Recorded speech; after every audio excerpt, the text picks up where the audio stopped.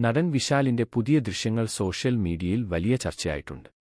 തന്റെ സിനിമയുടെ ഇവന്റിൽ വെച്ചുള്ള വിശാലിന്റെ ദൃശ്യങ്ങൾ പുറത്തു വന്നതോടെ ആരാധകർ ആശങ്കയിലാണ്. വിറച്ചുകൊണ്ട് സംസാരിക്കുന്ന നടനെയാണ് വേദിയിൽ ആരാധകർ കണ്ടത്.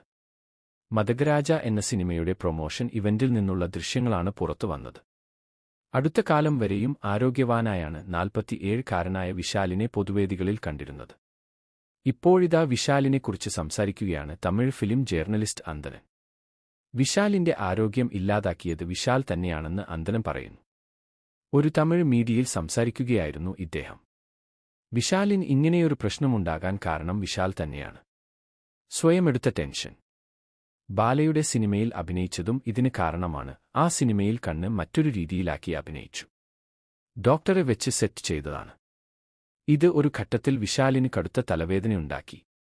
അന്ന് മറ്റ് സിനിമകളിൽ ഡയലോഗ് പഠിക്കാനോ പറയാനോ പറ്റാതായി.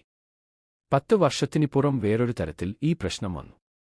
മാർക്ക് ആന്റണി സിനിമയുടെ സെറ്റിൽ വരാൻ പോലും കഴിഞ്ഞില്ല. 2 ദിവസം ഷൂട്ടിംഗ് സ്പോട്ടിൽ വന്നില്ല. വന്നയുടനെ ഹോട്ടലിൽ പോയി കതകടച്ച് ഉറങ്ങി. തലവേദനയായിരുന്നു കാരണം. ഇതോടൊപ്പം സമ്മർദ്ദിലാക്കുന്ന പല സംഭവങ്ങളും നടന്നു. ഇതെല്ലാം ശരീരത്തെ ബാധിച്ചെന്ന് അന്തനൻ പറയുന്നു.